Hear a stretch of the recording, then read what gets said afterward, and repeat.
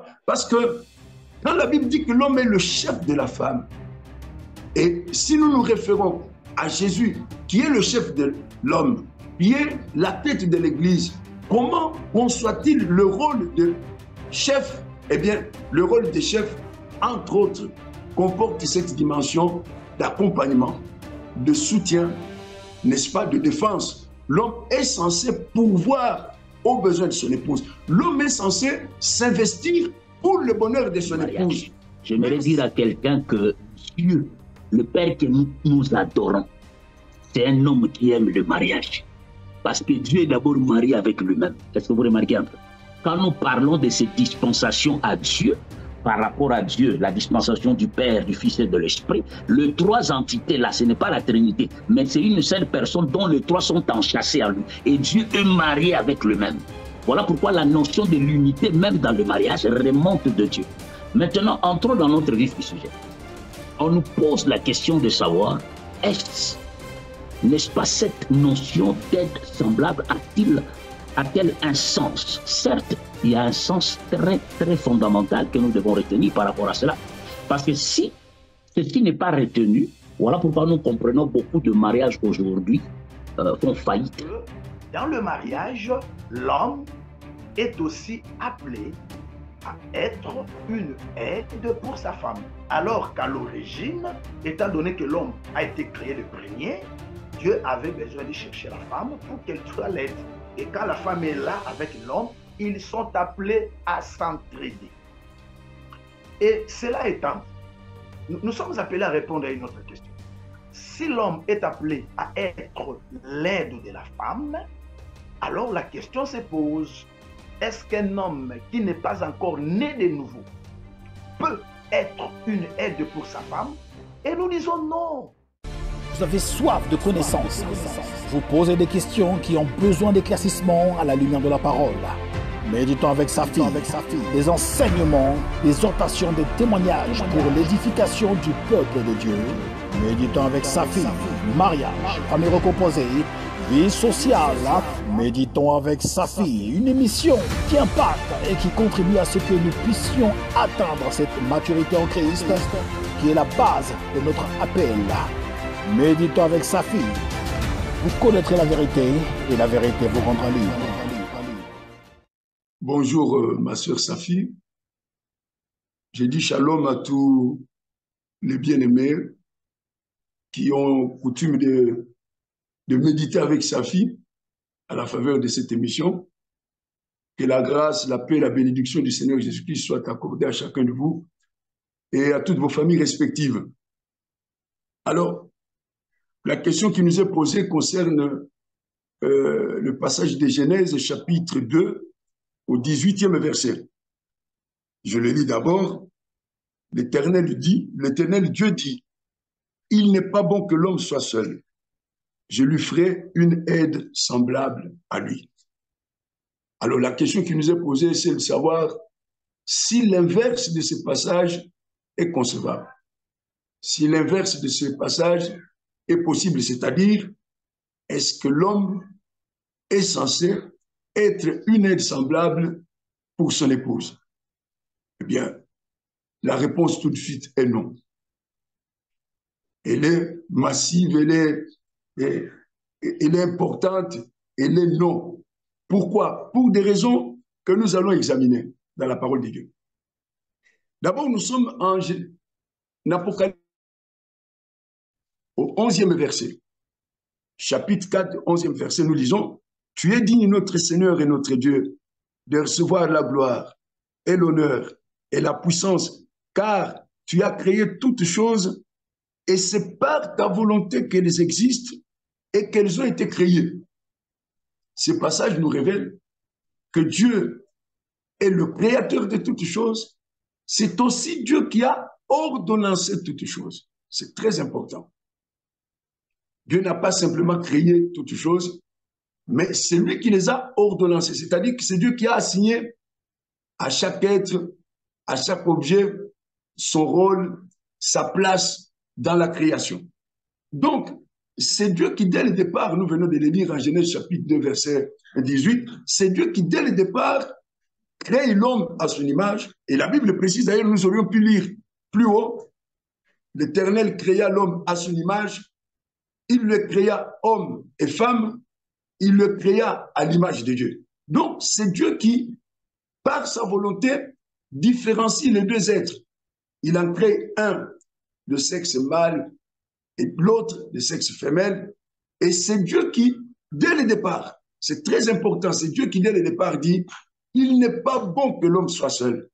Je lui ferai une aide semblable à lui. » Donc, il n'est pas concevable qu'on inverse ce passage de Genèse chapitre 2, verset 18, pour décréter tout d'un coup que l'homme serait une aide semblable à son épouse. Non, Dieu est le créateur et c'est Dieu qui a ordonnancé toutes choses. Le mot est très important, il a même un sens administratif très précis. C'est Dieu qui a ordonnancé toutes choses, c'est Dieu qui a créé toutes choses et qui assigne à chaque chose, à chaque objet, sa place, son rôle et sa fonction dans la création. Ça, c'est la première raison. La deuxième raison pour laquelle on ne peut pas concevoir qu'on inverse ce passage, c'est que la parole de Dieu est la vérité. C'est Jésus qui le dit en Jean chapitre 17, verset 17. Lorsqu'il s'adresse au Père, il dit « Sanctifie-les par la vérité, ta parole est la vérité ». Cela signifie notamment que la parole de Dieu n'est pas susceptible de variation. Elle est invariable, elle est inaltérable. Ça aussi, c'est très important.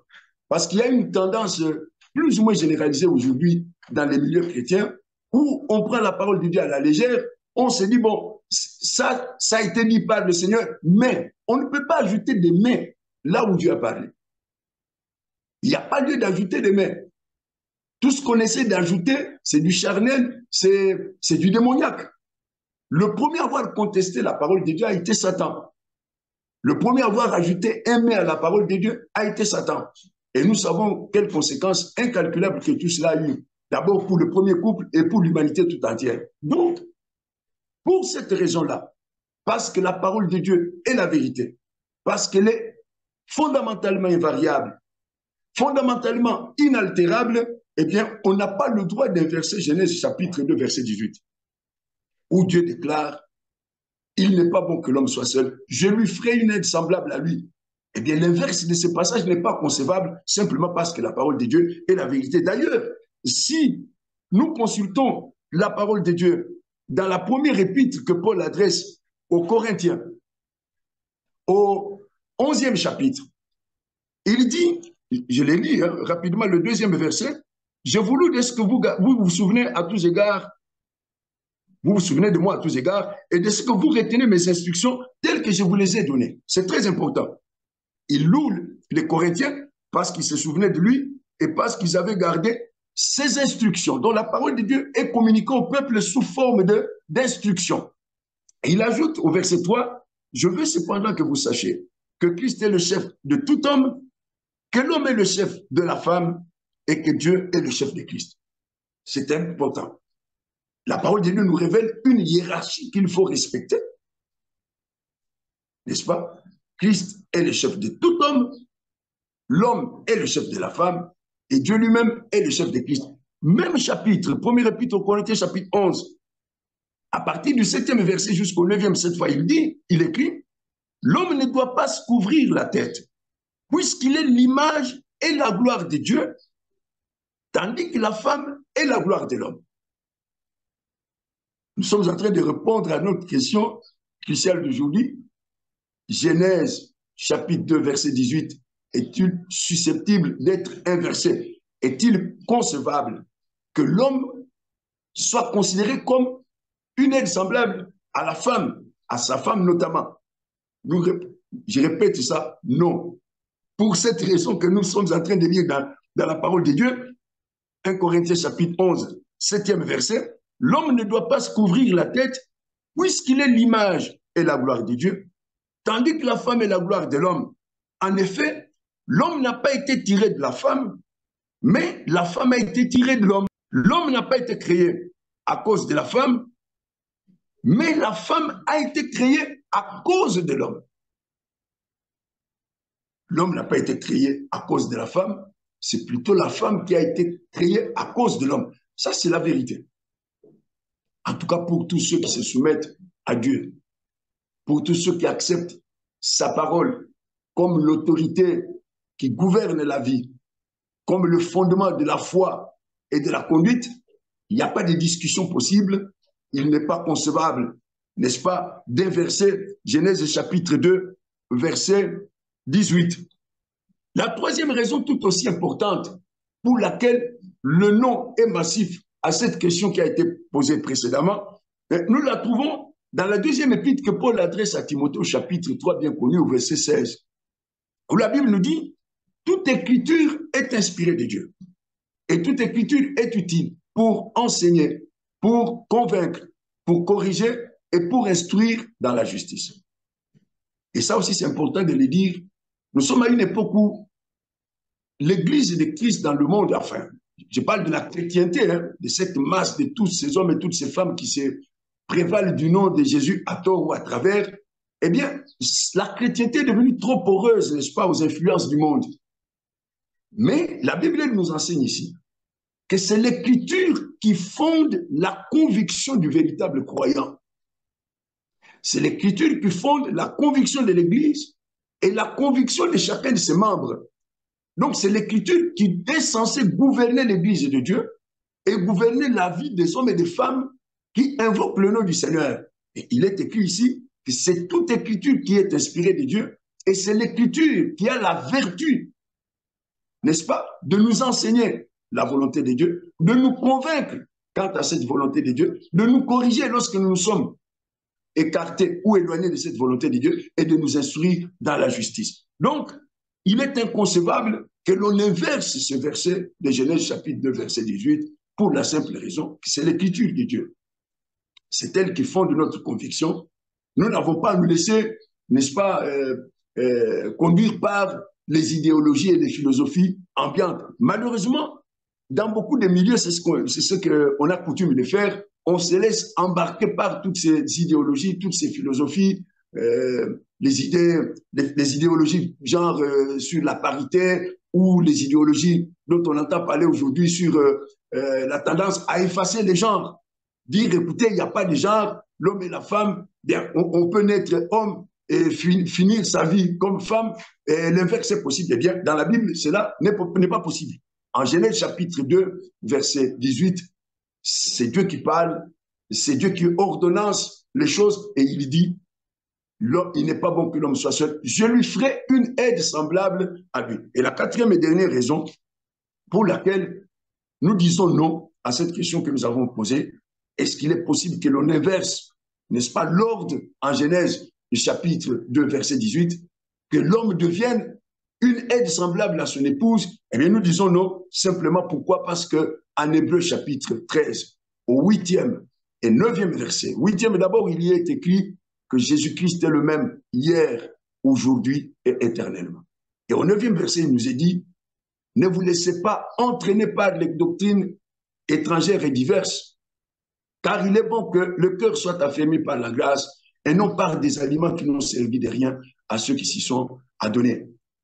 Jésus-Christ n'a pas changé. Sa doctrine n'a pas changé. Donc, il n'y a pas de raison qu'aujourd'hui, nous nous mettions à inverser l'ordre établi par le Créateur dès le commencement en Genèse chapitre 2, verset 18. Ça, c'est important de le dire. Mais alors, est-ce que l'homme peut néanmoins aider sa femme? Ça va de soi.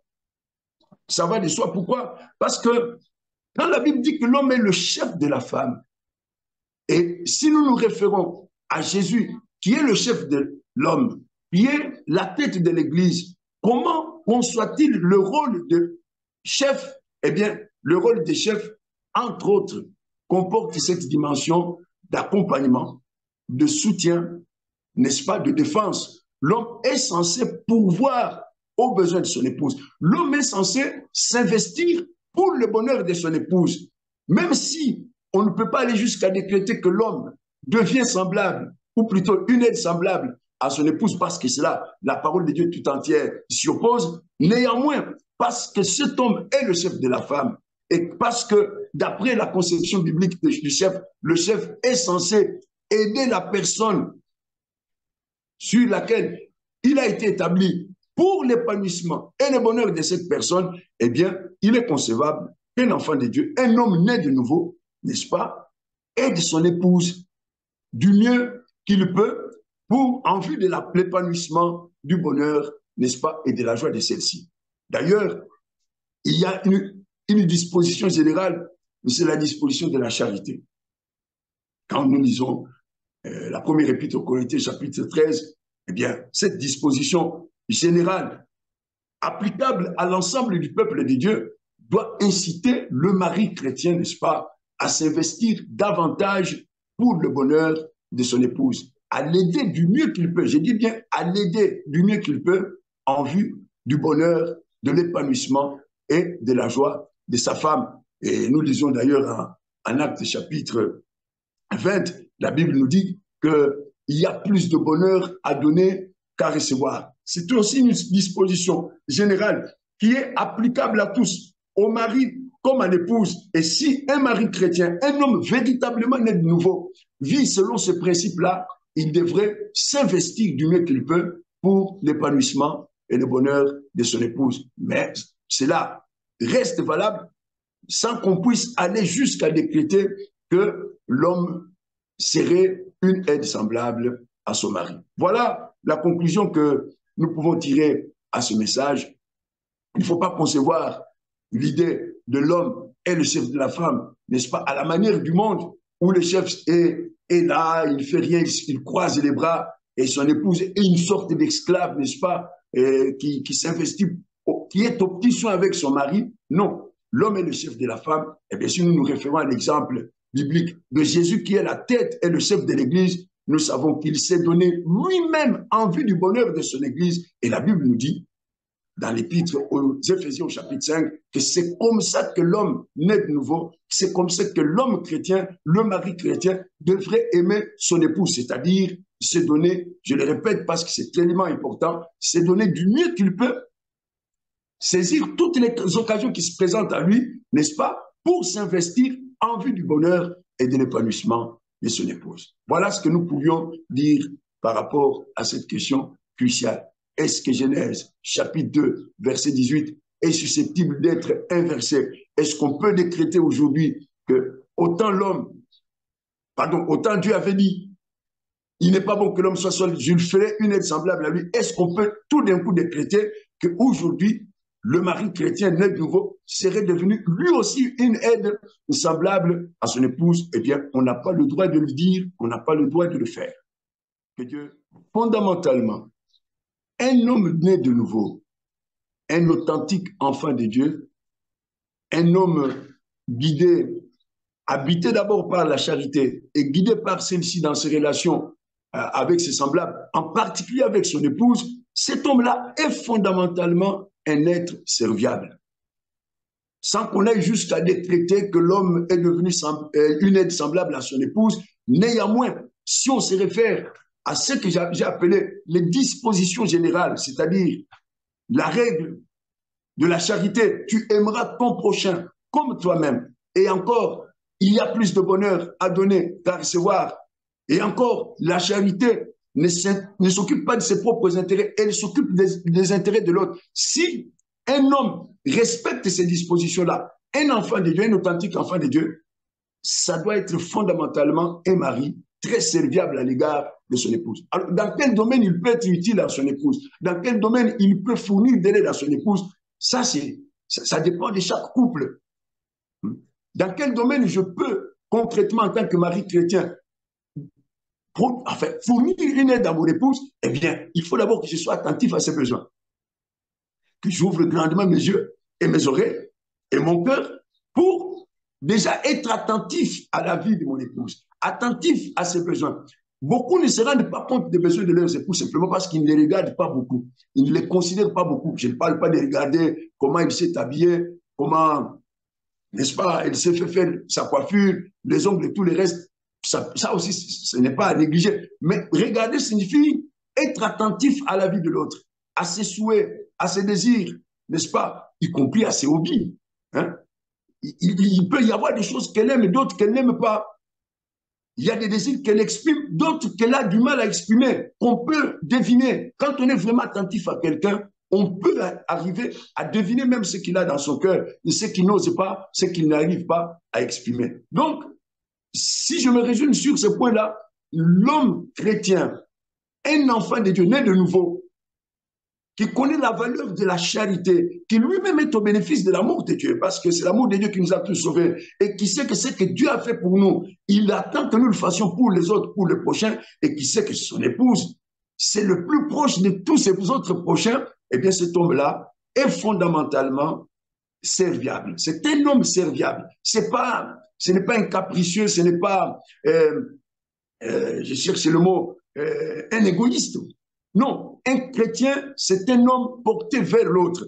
Et le premier autre que Dieu me donne, le plus proche de tous les autres et de tout autre autrui, si je peux me permettre ça, c'est mon épouse. Il n'y a pas plus proche qu'une épouse. Donc, un homme chrétien se doit d'être serviable, d'aider son épouse du mieux qu'il peut. Alors, les domaines d'intervention, les domaines où il peut s'exprimer sont à déterminer déjà en étant attentif à la vie et aux besoins de son épouse. Que Dieu vous bénisse tous. Shalom, peuple de Dieu, nous vous saluons au nom précieux de notre Seigneur et Sauveur Jésus-Christ. C'est votre bien-aimé Katartizo ici. Avant tout, j'aimerais d'abord prier. Tendre Père, entre tes saintes mains, nous recommandons cet instant, qu'il te plaise au nom de Jésus-Christ de pouvoir nous édifier au travers de ce partage. Au nom de Jésus, j'ai ainsi prié, je dis Amen. Donc, nous vous saluons encore une fois. Nous sommes bel et bien dans notre plateforme Méditons avec notre sœur Safi. Et par la grâce de Dieu, je viens humblement aujourd'hui apporter ma petite contribution sur cet édifice par rapport à un sujet qui nous a été proposé. Et la question qui nous a été proposée, la question est celle-ci. Il est question de savoir, est-ce un homme peut-il aussi être une aide semblable pour sa femme? Et le texte de base que nous aimerions lire, c'est Genèse chapitre 2, le verset 18. Je commence par lire le passage. La Bible dit ceci. L'Éternel Dieu dit, il n'est pas bon que l'homme soit seul. Je lui ferai une aide semblable à lui.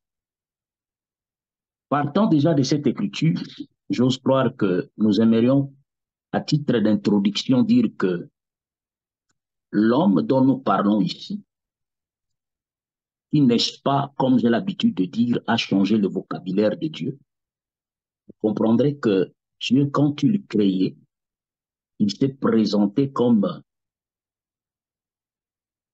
un être singulier. Donc, je vais m'expliquer. Avant que Dieu ne crée l'homme, l'Écriture démontre que l'Éternel créa, et il trouva que ceci ou cela était bon. Mais arrivé à l'homme, Dieu dira, faisons l'homme, créons l'homme. À notre image, selon notre ressemblance, comme vous connaissez l'Écriture. Donc nous comprenons que l'Éternel, Elohim, emploie la pluralité. Je m'introduis là parce qu'il y a un élément important que j'aimerais apporter, n'est-ce pas, pour faire asseoir cette pensée. Donc déjà, vous comprendrez ici que quand Dieu disait créons ou faisons, nous savons qu'il ne s'adressait à aucune autre entité, il ne s'adressait qu'à lui-même. Parce qu'ici, Elohim veut dire Dieu dans sa pluralité. Et j'aimerais dire ceci. Dieu, de par sa nature, il est en même temps masculin et féminin. Là, vous devez le savoir. Parce que quand il disait créons l'homme, donc l'Éternel s'est incarné dans un corps appelé Adam, dans la miniature. Parce que vous remarquez, parce que cet homme devait être les reflets. Voilà pourquoi il y a la pensée de l'image et la ressemblance. Donc l'homme était un pacte complet. Donc Adam en mode féminin était encore caché dans Adam. Mais quand Adam explorait tout le jardin et tout ce qui l'entourait, l'Écriture démontre que l'homme était solitaire. Jusqu'à ce que l'Éternel a jugé bon. Il a dit, il n'est pas bon que l'homme soit seul. Il a dit, je lui ferai une aide semblable. Et cette aide semblable, ici, nous devons comprendre que cette aide ne devait pas sortir en dehors d'Adam, si ce n'est que la chose qui était déjà dans Adam. Raison pour laquelle nous devrons d'abord comprendre que l'exégèse ici, la pensée d'aide semblable, ceci sort du fait que Dieu a remarqué que l'homme était solitaire. Vous remarquez un peu. Donc, quand bien même que cet homme avait reçu de Dieu l'investissement du pouvoir d'autorité, d'assujettir, de dominer, de régner comme roi sur la terre, parce que la terre est le domaine que Dieu a donné à l'homme. Vous remarquez un peu. L'homme Ish, selon le contexte hébraïque, donc le genre masculin, et de ces Ish, Dieu va sortir les Isha, donc l'être féminin, qui est sorti d'Adam. Voilà pourquoi le terme aide semblable, d'après même la racine hébraïque Ezer, veut tout simplement dire quelqu'un qui te ressemble. Ceci est très important. Donc, nous insistons d'abord en disant que la personne sensible à être l'aide semblable à l'autre par rapport à ces deux sexes opposés, c'est d'abord la femme, d'après les contextes de cette écriture. Parce que nous devons respecter d'abord les contextes de l'écriture. Je suis en train de dire que l'homme était parfait, il était complet à lui-même, parce que nous dirons qu'on ne peut aider que la personne qui a besoin d'être aussi secourue. Voilà pourquoi même quand on dit Ezer, d'après le contexte hébraïque, aide semblable, ça ramène à la pensée de secourir l'autre, être là pour l'autre. Est-ce que vous remarquez un peu? Pour qu'il y ait cette compatibilité, pour qu'il y ait cette union, pour que les deux deviennent, n'est-ce pas, une seule personne dans cette marche. Parlant de ce thème, nous comprenons que nous sommes dans le contexte du mariage. J'aimerais dire à quelqu'un que Dieu, le Père que nous adorons, c'est un homme qui aime le mariage. Parce que Dieu est d'abord marié avec lui-même. Est-ce que vous remarquez un peu? Quand nous parlons de ces dispensations à Dieu, par rapport à Dieu, la dispensation du Père, du Fils et de l'Esprit, les trois entités là, ce n'est pas la Trinité, mais c'est une seule personne dont les trois sont enchâssés en lui. Et Dieu est marié avec lui-même. Voilà pourquoi la notion de l'unité, même dans le mariage, remonte de Dieu. Maintenant, entrons dans notre vif du sujet. On nous pose la question de savoir, n'est-ce pas cette notion d'aide semblable a-t-elle un sens? Certes, il y a un sens très, très fondamental que nous devons retenir par rapport à cela. Parce que si ceci n'est pas retenu, voilà pourquoi nous comprenons beaucoup de mariages aujourd'hui font faillite. Vous devriez savoir que le mariage est une juridiction, je dirais, divine, céleste, parce que c'est le Dieu et l'instituteur par excellence du mariage. Ayant établi le mariage, l'homme a un rôle à jouer, la femme y compris, mais quand la femme vient dans la vie de l'homme, il faudrait d'abord que nous puissions établir, n'est-ce pas, la pensée de cette écriture. Parce que ici, Adam, l'écriture déclare que quand l'Éternel dit qu'il n'est pas bon que l'homme soit seul, je lui ferai une aide semblable à lui. Donc, il faudrait que la dernière partie de cette écriture soit accomplie dans la vie de cet homme. Donc, cette femme d'abord qui est supposée être comprise comme l'aide semblable à l'homme, elle doit être la personne qui a été tirée de cet homme. En d'autres termes, la personne qui a les empreintes digitales de cet homme. Remarquez qu'une empreinte digitale, quand nous parlons de l'empreinte digitale, par rapport aux empreintes, même quand il s'agit des ouvertures, je ne sais pas moi, de portes verrouillées, n'importe quelle porte ne peut pas s'ouvrir. Ça ne s'ouvre que par rapport à l'empreinte qui répond au code du déverrouillage de cette porte-là. C'est là où je dis, l'homme en question d'abord doit aussi être rassuré d'avoir trouvé la personne qui a la compatibilité d'esprit, de caractère et de fonctionnement répondant de sa nature. Ceci est très important. Parce que remarquez que dans le jardin dedans, pour que l'homme s'avère être solitaire, j'ose croire qu'il a parcouru les yeux tout autour du jardin. Il a regardé les animaux, les arbres. Il n'a rien vu qui répondait à sa nature. C'est ça même le terme semblable à lui. Quelque chose qui lui correspond. Ceci est très important. Cette manque de compatibilité, que ce soit des caractères et de fonctionnement dans le mariage, ça tue beaucoup de gens. Ceci est très, très important. Donc, j'ai commencé par dire, d'après la pensée de l'écriture, c'est d'abord la femme qui est reconnue être une aide semblable à l'homme. Parce que l'homme à lui seul, selon la pensée de l'Écriture, il est aussi incomplet. Voilà pourquoi Dieu a dit, il n'est pas bon. Voilà, il n'est pas bon que l'homme soit seul. Il lui faut une aide semblable. Maintenant, le temps nous manquerait de pouvoir décrire les aspects dans lesquels la femme peut apporter de l'aide dans la vie de l'homme. Nous disons que la femme joue un rôle très important, très capital dans la vie de l'homme, mais moi, la question qui m'a été posée était beaucoup plus de se tourner du côté des hommes, de vouloir savoir, est-ce un homme peut aussi être une aide semblable pour sa femme? Ah, humblement parlant, s'il faut rester dans le contexte de l'écriture, je dirais humblement parlant, non. Pourquoi je dis non? Parce que l'écriture ici de Genèse 2, verset 18, démontre que c'est la femme qui est une aide semblable. Mais est-ce que cela veut dire que l'homme, lui aussi de son côté, n'a rien à apporter dans la vie de la femme? Je ne dis pas ça.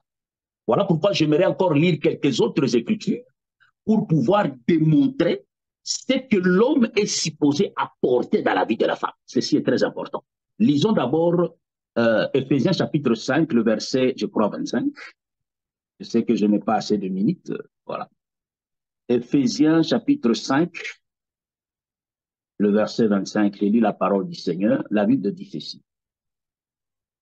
Marie, aimez vos femmes comme Christ a aimé l'Église et s'est livré lui-même pour elle. Donc nous comprenons que, si je peux même dire, le rôle ou le devoir de l'homme. L'homme, c'est un investisseur de l'amour dans la vie de la femme. Or, parlant de l'amour, l'amour, c'est une semence qui garde tous les ingrédients en soi.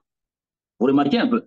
Parce qu'un homme tendre, un homme qui aime sa femme, moi, j'ose croire que c'est aussi un homme qui doit signaler sa présence auprès de sa femme. Qu'est-ce que je veux dire par là? Signaler sa présence auprès de sa femme. Aujourd'hui, c'est un sujet, on peut même aller sur des exemples terre à terre. Remarquons, nous qui vivons ici en Europe, tu es marié, tu vis avec une sœur, ta femme, qui, supposons que vous deux vous travaillez, la dame vient du travail, épuisée, mais toi, parce que tu te dis que non, la femme, elle est l'aide semblable. Et puis, les gens ne doivent pas confondre les choses. Aide semblable ne veut pas dire qu'elle devient, comment dirais-je, comme une bonne à la maison. Non, non. Le mariage, c'est une complicité. Vous remarquez un peu? Le mariage, c'est une complicité. J'ose croire que quelqu'un qui est baptisé de l'Esprit, un homme qui est né de nouveau, l'Écriture démontre ici Christ qui a tellement aimé l'Église. On dit que de la même manière que Christ a investi de l'amour et s'est livré lui-même pour l'Église, l'homme aussi doit aimer sa femme. Donc, un homme qui aime a le sens du sacrifice. C'est pour dire, s'il faudrait aujourd'hui, parce que madame est super épuisée, je peux aller aussi à la cuisine. Je peux aussi l'aider à faire la vaisselle. Ou je peux l'aider, je ne sais pas moi, à faire le petit travaux ménager de la maison. Ceci n'est pas un péché. Je précise bien. Mais il faudrait que nous puissions aussi être clairs là-dessus. En vérité, ceci n'est pas aussi le rôle et le devoir absolu de l'homme. Qu'on soit très clair. Ceci n'est pas le devoir absolu de l'homme, mais au nom de l'amour et au nom de la complicité, parce que vous devez rester sur le même onde, un homme peut aussi assister sa femme. Mais le terme aide, d'après la pensée de l'Écriture, ce terme ici s'applique à la sœur, parce que c'est elle que l'Écriture reconnaît être l'aide semblable à l'homme. Est-ce que vous remarquez un peu? Maintenant, aujourd'hui, qu'en est-il pour une sœur, par exemple, qui est mariée à un païen, une personne qui n'a pas l'Esprit de Dieu, qui n'est pas née de nouveau, qui est encore un homme charnel et animal? Vous remarquerez que moi, j'ose croire, Dieu a permis à sorte que chaque être humain puisse avoir la conscience de l'humanisme. Vous savez, l'humanisme, hein? Donc cette humanité-là. J'ai même vu de païens qui ne connaissent pas Dieu, mais qui ont le sens de l'humanité. Il sait apporter de l'aide quand il le faut. Ceci n'a rien à voir avec le fait d'être rempli de l'esprit ou d'être né de nouveau. La preuve en est, nous voyons aujourd'hui qu'il y a des mariages qui fonctionnent, auprès même de païens qui ne prêchent pas l'évangile comme nous le prêchons aujourd'hui. Pourquoi? Parce que dans chaque être humain, il y a la conscience. Dans chaque être humain, il y a l'humanité. Est-ce que vous remarquez? Voilà, l'homme a le sens de comprendre que non, ma conjointe est fatiguée.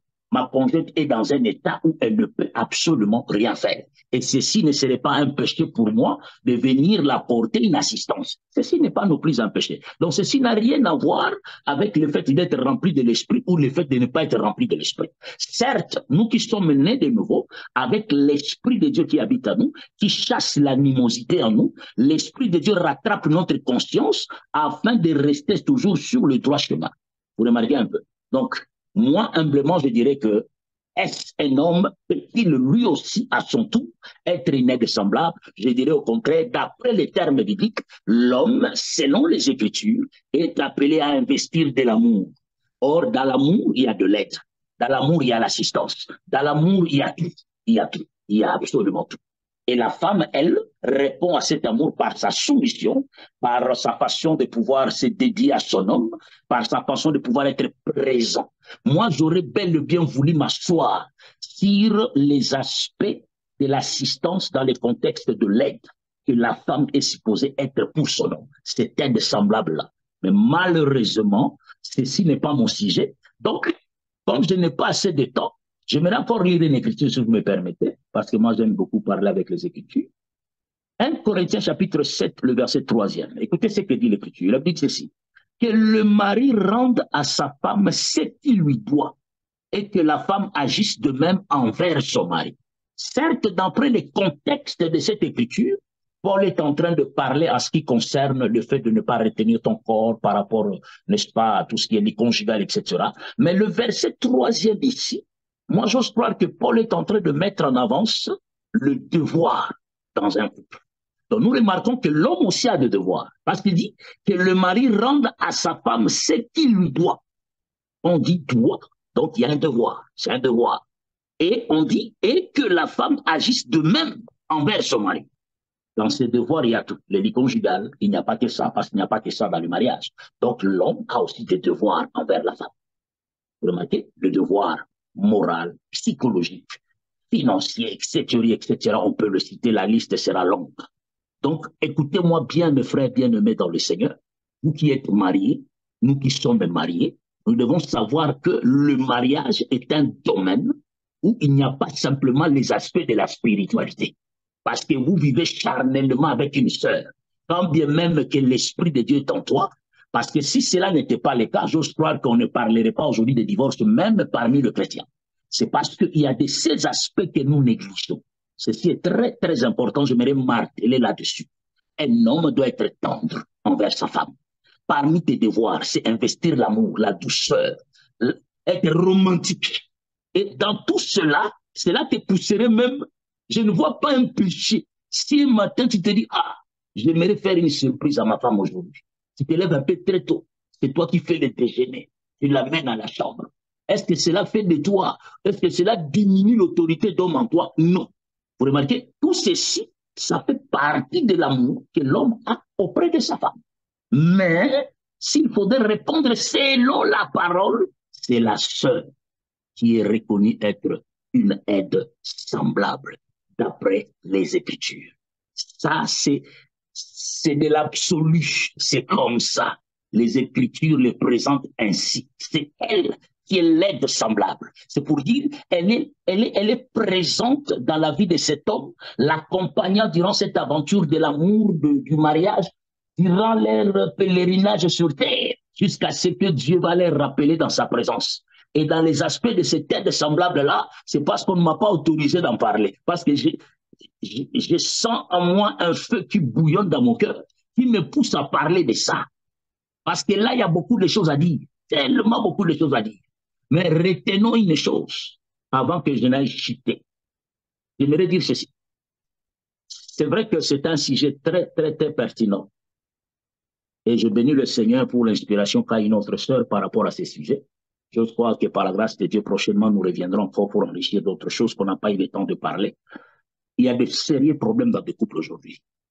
Il y a de très, très sérieux problèmes dans des couples. Et beaucoup de couples aujourd'hui, n'est-ce pas, connaissent des divorces. Pourquoi? Parce que il y a des points qu'on n'a pas mis, n'est-ce pas, dans la clarté. Il y a de ces choses qu'on n'a pas, comment dirais-je, précisées, même par rapport à la parole. L'homme, tu n'es pas simplement comme un chef gourou à la maison qui donne des ordres jusqu'au point que tu vois que la fille d'autrui est tellement épuisée. Toi, tu ne sais absolument rien faire. Ça aussi, c'est la méchanceté. Parce que dans les Écritures, on a reconnu des hommes qui ont été des hommes méchants. Un homme ne peut pas avoir cette méchanceté. Est-ce que je suis en train de dire que l'homme est supposé devenir les garçons des courses de la maison? Je ne dis pas ça non plus. Mais si tu le fais au nom de l'amour. Parce que c'est ta femme. Tu peux aussi l'assister. Tu peux aussi l'aider. Donc voilà. Donc, comme nous étions en train de le dire tantôt, c'est vrai que c'est un sujet qui nous demanderait peut-être assez de temps. L'homme, je suis en train vraiment de pouvoir jauger mes mots. Hein? Comprenez que l'homme, c'est le leader de la maison. C'est lui le chef, c'est lui la tête. Comme le dit aussi les Écritures. Il est le chef. Le leader, c'est celui qui montre le chemin. Dans cette direction qu'il montre, sa femme, qui est supposée être l'aide semblable, quand bien même que l'homme peut apporter d'autres assistances sur le plan émotionnel, sur le plan psychologique, financier et même sur le plan physique. Moi, je parle plus de l'homme qui connaît le Seigneur, parce qu'on a des types d'hommes. Il y a les hommes croyants et les non-croyants. Maintenant, pour ceux qui sont croyants, qui sont dans le Seigneur, la meilleure façon d'investir dans cette assistance auprès de ta conjointe, c'est de pouvoir l'amener vers la voie du Seigneur. C'est de pouvoir l'entretenir autour de la parole. Parce que moi, j'ose croire. Vous savez, quand Paul a dit que les femmes se taisent, si elles ont des questions, qu'elles aillent questionner leur mari à la maison. Donc, nous comprenons que ce mari-là, auprès duquel la femme ira questionner, c'est quelqu'un qui doit aussi être assis dans les Écritures. Donc, voilà pourquoi je suis en train de dire que un homme véritable aussi doit aussi apporter cette assistance sur le plan spirituel dans la vie de sa femme. La montrer la voie du Seigneur, l'ouvrir les yeux au travers des Écritures, l'investir dans le chemin de la prière. Et ça aussi, c'est une manière de pouvoir apporter une assistance, n'est-ce pas, dans la vie de ta femme. Vous voyez, je joue avec mes mots. J'appelle aide comme assistance. Mais la personne qui aide là, l'aide semblable, c'est la femme. Voilà, que le Seigneur vous bénisse. C'était ça ma petite contribution par rapport à cette question qui nous a été posée. Que toute la gloire revienne à notre Dieu et que le Seigneur vous bénisse abondamment. Merci beaucoup. Gloire soit rendue à Dieu. Amen. Que le Seigneur bénisse aussi notre sœur Safi pour ce sujet pertinent qu'elle aime toujours nous apporter et que nous, par la grâce de Dieu, nous disposons de notre temps afin de pouvoir répondre tant soit peu comme l'Esprit le met dans notre cœur. Que le Seigneur vous bénisse au nom de Jésus-Christ. Amen. Shalom, bien-aimés dans le Seigneur, chères amoureuses et amoureux de la parole. Nous nous retrouvons encore aujourd'hui dans le cadre de notre chère émission Méditons avec Safi et la sœur Safi d'ailleurs que nous saluons dans le Seigneur.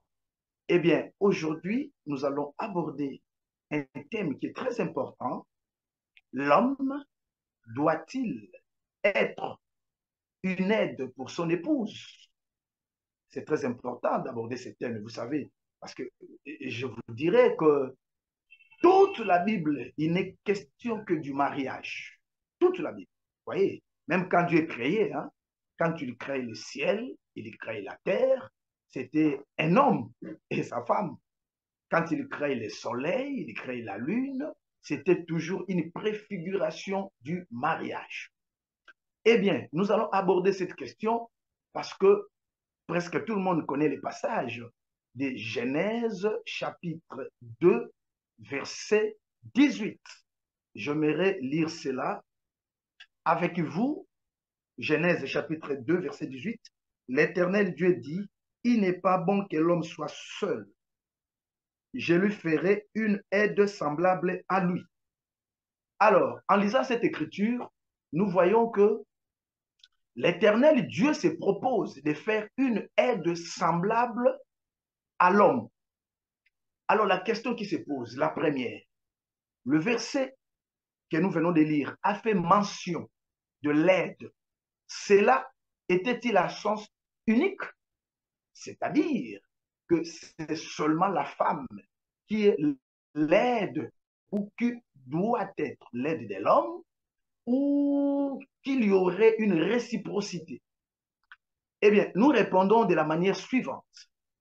Originellement, on va dire le contexte de cette écriture nous permet de dire c'est d'abord la femme qui est l'aide. Pourquoi? Parce que c'est l'homme qui a été créé le premier, selon 1 Corinthiens chapitre, d'abord 1 Timothée chapitre 2, du verset 13 au 14e verset. Il est écrit que c'est l'homme qui a été créé pour la femme et non les frères. 1 Corinthiens chapitre 11, verset 7. Il est dit que la femme a été faite pour l'homme. Donc, dans un premier temps, nous disons que l'aide, c'est la femme qui est venue compléter l'homme dans sa responsabilité dans le jardin d'Éden. Attention, je dis originellement.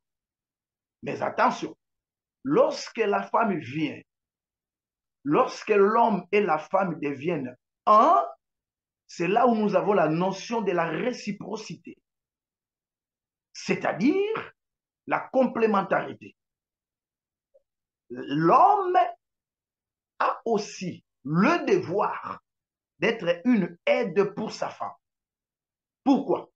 Parce que la Bible dit l'homme quittera son père et sa femme, son père et sa mère, et s'attachera à sa femme, les deux deviendront une seule chair. Vous remarquerez qu'en l'absence de la femme, l'homme n'est pas un. Et qu'en l'absence de l'homme, la femme n'est pas une. Cela veut dire qu'il faut que les deux se retrouvent afin de devenir un. Cela étant, l'un et l'autre sont les aides. Donc là, je réponds en disant que dans le mariage, l'homme est aussi appelé à être une aide pour sa femme. Alors qu'à l'origine, étant donné que l'homme a été créé le premier, Dieu avait besoin de chercher la femme pour qu'elle soit l'aide. Et quand la femme est là avec l'homme, ils sont appelés à s'entraider. Et cela étant dit, nous sommes appelés à répondre à une autre question. Si l'homme est appelé à être l'aide de la femme, alors la question se pose, est-ce qu'un homme qui n'est pas encore né de nouveau peut être une aide pour sa femme? Et nous disons non. D'ailleurs, il faut observer que Dieu ne cherchait pas n'importe quelle aide pour la femme et pour l'homme. Il cherchait une aide semblable, ayant l'image de Dieu. Cela veut dire ici, il est question d'être d'abord dans le Seigneur. Un homme qui n'est pas né de nouveau ne peut pas être une aide. Et je tiens d'abord à vous rappeler que Adam devait être plongé dans un profond sommeil avant de trouver l'aide, qui était Ève. Pourquoi? Parce que le profond sommeil, c'est l'image de la mort. Vous le savez que le véritable Adam a dû se coucher à la croix du calvaire pour que Ève puisse sortir, c'est-à-dire l'Église. Cela veut dire qu'un homme, pour être l'aide, on va dire un bon mari, il doit d'abord passer par la mort et la résurrection. En d'autres termes, c'est cela la nouvelle naissance. Parce que en se couchant et en se réveillant, Adam était brisé, transformé. Il n'avait plus les mêmes regards, il n'avait plus la même façon de concevoir les choses. Donc, celui qui est né de nouveau et qui a reçu le Saint-Esprit, c'est celui-là qui peut être une aide. D'ailleurs, j'ajouterais, un homme ne peut pas aimer sa femme, donc lui être une aide, sans connaître comment est-ce que Christ a aimé l'Église. Parce que selon les Éphésiens 5, à partir du verset 25, l'Écriture dit, Marie, aimez vos femmes comme Christ a aimé l'Église. Donc, il faut que ce soit un homme qui connaît l'amour du Seigneur Jésus-Christ envers son Église. Comment celui-ci a donné le prix, son sang à la croix. Comment celui-ci entretient l'Église, prend soin de l'Église. Et surtout, le Seigneur Jésus-Christ est une aide. David dit, oh Yahweh, sois mon aide. Donc, Christ est l'aide, le soutien, le pasteur de l'Église. Et l'homme qui a compris cela, il peut à son tour pratiquer la même chose qu'il a vu de la part du Seigneur Jésus-Christ envers l'Église. Donc, un non converti, un homme qui n'est pas né de nouveau, ne peut pas être une aide pour sa femme. Bon, quels sont les domaines dans lesquels l'homme peut être une aide pour sa femme? Et c'est important. J'aimerais que les hommes qui me suivent m'accordent un tout petit peu d'attention là-bas. L'homme doit aider sa femme, doit lui-même être une aide pour sa femme dans plusieurs domaines. Et bien, j'aimerais en citer quelques-uns. Faute de temps, bien sûr. D'abord, dans les domaines spirituels. Vous voyez, l'homme doit d'abord être dans le Seigneur, dans la pensée de Dieu. Tout homme est un pasteur. Vous qui me suivez, moi, je n'ai pas les ministères, je suis un simple fidèle. Non! Lorsque le prophète Nathan est venu voir David au sujet de la femme d'Uri Bathsheba, avec laquelle David a commis l'adultère, le prophète a présenté Bathsheba comme étant une brebis d'Uri. Chers frères, vous êtes un pasteur. Et d'ailleurs, les hommes devraient fournir beaucoup d'efforts dans le domaine de la connaissance de la parole des prières afin de soutenir leurs femmes. Donc, tout homme est un pasteur. Spirituellement, vous pouvez fortifier votre femme. D'ailleurs, souvenez-vous que l'apôtre Paul dit dans 1 Corinthiens 14, pour ne pas revenir sur la femme doit parler, il dit, si la femme veut s'instruire, 1 Corinthiens 14, qu'elle interroge son mari à la maison. Donc, on suppose que selon les Écritures, le mari peut aimer sa femme. Ça, c'est sur les plans spirituels. D'ailleurs, en priant aussi ensemble, vous savez, la femme, là je vais quitter le domaine spirituel rapidement, et les domaines liés à la nature féminine. Une femme peut beau être remplie, peut beau avoir la plénitude du Saint-Esprit, mais cela ne va pas la détacher de certains caractères inhérents à la nature féminine. Donc, étant femme, il y aura des limites liées à sa nature. Et j'aimerais vous dire que cela peut aussi avoir comme source l'anatomie, la physiologie. Donc, certaines nervosités de la femme, ce n'est pas parce qu'elle est païenne, mon frère. Non, non, non. C'est lié à certaines périodes de sa vie, même au fonctionnement de son corps. Un homme dans le Seigneur, connaissant sa responsabilité, peut aider sa femme. Elle peut être nerveuse par rapport à une situation. Ce n'est pas parce qu'elle a un démon. Non, non. C'est parce que sa nature féminine réagit de cette manière-là. Et un homme peut l'aider. Et vous pouvez aider votre femme en la supportant. 1 Pierre chapitre 3, verset 7. La supporter. Vous voyez là-bas, le frère Pierre dit, vous, maris, montrez à votre tour de la sagesse en supportant vos femmes, sachant qu'elles sont d'une nature faible. Dans d'autres versions, on dit un sexe faible. La faiblesse en question, là, ce n'est pas en rapport avec le péché. Hein? Non, non, non. C'est lié à leur nature féminine, à leur corps. Donc, on peut aider aussi sa femme en la supportant par rapport au fonctionnement de son corps, à certaines périodes, aux choses qu'elle ne peut pas supporter comme la femme. En tant que femme, vous la supportez. Et quand on aide la femme, on l'encourage. Donc, on doit toujours rappeler à sa femme ses qualités. Quand vous regardez, vous lisez le livre des Cantiques des Cantiques, et ça c'est un beau livre. Salomon s'adresse à la Sulamite. Or, Salomon, c'est l'image de Christ qui parle à l'Église. Et quand Salomon parle à la Sulamite, vous savez ce qu'il lui dit? Je ne trouve aucun défaut en toi. Tu es belle, tu es parfaite. Un homme doit encourager sa femme. Relever les vertus, les qualités de sa femme. Il ne faut pas toujours marteler sur ses faiblesses. Et j'aimerais vous dire qu'elle doit aussi lui parler du côté physique. Un homme est appelé à rappeler aussi à sa femme sa beauté, à rappeler qu'elle aime sa femme, qu'elle est la meilleure. À lui, quand la femme se retrouve dans des situations où elle peut désespérer, où elle se trouve un peu limitée parce qu'elle est femme, mais l'homme doit lui rappeler qu'elle est capable de grandes choses. Aider la femme, c'est aussi encourager la femme, qu'elle a des potentialités qu'elle peut développer. Donc l'homme ne doit pas seulement rappeler à la femme, tu es la femme, regarde, ne te tourmente pas, c'est ta position. Non, comme quelqu'un a dit, la place de la femme, c'est la cuisine. Nous disons non, non. La place de la femme, ce n'est pas que la cuisine. La femme a la place dans l'église, elle a la place dans la société. Et même sur le plan professionnel, l'homme peut aussi aider la femme. Il peut l'assister, il peut l'encourager. Elle peut être déçue, elle peut être enfin, rencontrer des problèmes dans le lieu de service, ainsi de suite. L'homme doit être là pour l'encourager, pour l'aider. Et ça, en gros, ce sont les différents domaines dans lesquels l'homme peut porter assistance à la femme. Au fait, l'homme devant la femme est presque tout. L'homme est le père de la femme. Vous savez qu'un père, c'est toujours une aide pour ses enfants. Quand je dis l'homme est le père de la femme, c'est-à-dire en réalité, c'est Adam même qui a été à l'origine de Ève. Il doit supporter la femme. C'est aussi la manière de l'aider. Quand vous avez une femme qui a des difficultés sur la gestion financière, la conclusion ne serait pas désormais elle ne connaîtra plus rien sur mon argent parce que non, non, non, au contraire, on peut l'aider avec amour et lui parler avec beaucoup de douceur. L'homme, et j'espère que je ne veux pas choquer mes frères et sœurs qui me suivent, l'homme est aussi la mère de la femme.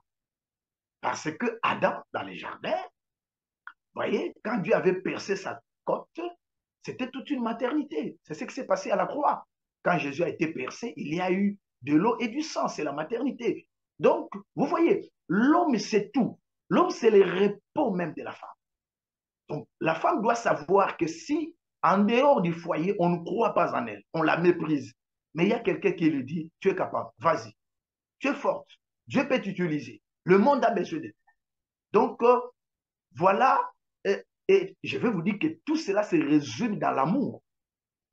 Vous savez que l'apôtre Paul dit dans les Éphésiens, Marie, aimez vos femmes. Et quand on dit aimer l'amour, cet amour se manifeste dans le fait de supporter. Parce que la Bible dit l'amour supporte tout. Dans le fait d'encourager, dans le fait de croire en l'autre, dans le fait de pousser l'autre, de chercher à ce que l'autre puisse réussir. C'est ça le travail de l'homme à l'égard de la femme. Donc, encore une fois, l'homme doit nécessairement être la cause de la réussite de la femme, que ce soit dans l'Église ou dans la société. Je disais que c'est comme Christ avec l'Église. Lorsque nous porterons des couronnes de gloire, là je suis en train de voir les 24 anciens. Les couronnes, c'est le signe du succès, de la réussite. Évidemment, là-bas, c'est pour le ciel. Mais sur la terre, il y aura aussi des couronnes. Sur le plan professionnel, c'est la réussite. Sur le plan ecclésiastique. Nous, à la fin, nous jetterons nos couronnes aux pieds de l'agneau. C'est lui grâce à qui nous aurons réussi. Et l'homme également, pour la réussite de la femme, il doit être la cause de telle manière qu'une femme qui a réussi, une femme épanouie, doit dire à la fin, c'était grâce au Seigneur, mais aussi grâce à l'homme que Dieu m'a donné. Donc l'homme est la source, priant avec sa femme, priant pour l'épanouissement spirituel de la femme, priant pour la réussite de sa femme, aidant la femme, exhortant et conseillant la femme. Donc c'est l'aide. Et je ne peux pas manquer de vous dire que l'homme, c'est aussi l'ami de la femme, parce que dans Cantique des Cantiques, Salomon, c'était aussi l'ami de la Sulamite. Et le Seigneur Jésus définit l'ami dans Jean 15. Il disait que vous êtes mes amis parce que je ne vous cache rien. Donc, en parlant de l'ami, nous voyons de l'intimité, nous voyons du partage, de conseils, des orientations. Donc, l'homme, c'est l'aide. Si la femme a eu des professeurs dans sa vie, quand elle est devant son mari, elle doit se dire, c'est le meilleur de tous les professeurs. Oui, elle a eu des parents, mais quand elle est devant son mari, elle doit se dire, celui-ci incarne mon père. Je retrouve l'affection de mon père dans cet homme. Donc, l'homme est le coach par excellence. Le soutien, c'est celui qui réconforte. Vous savez que dans cette société, on rencontre beaucoup de problèmes, des découragements, des déceptions. Mais l'homme, je rappelle à tous les hommes, jouez le rôle de Christ. Soyez les bâtons qui soutiennent votre femme en cas de difficulté. Et même en cas de faute. Vous savez, Jésus-Christ est l'avocat de sa femme. Quand il est devant le Père, il ne parle qu'en bien. Pour l'Église, quand je dis sa femme, il ne parle qu'en bien. Non, ce sont des saints, mais ils ont crié en toi, accepte-le. Attention. Et même quand il est devant le diable, là, il ne permet même pas au diable de dire quoi que ce soit sur sa femme. Mais quand il est avec sa femme, quand il prêche sa femme, là, il parlait, il peut essayer de reprocher à la femme. C'est ça un homme en tant qu'aide. Le défaut de la femme, c'est entre lui et la femme. Il parlait à la femme. Mais quand il est devant l'ennemi, même devant son père, c'est-à-dire devant sa famille, l'homme ne parle qu'en bien de la femme. Et il encourage la femme. Que Yahweh vous bénisse richement, que tous les hommes qui m'ont suivi, que le Seigneur fasse de nous les meilleurs hommes, les meilleurs maris, afin d'être des aides pour nos femmes. Que le Seigneur vous bénisse.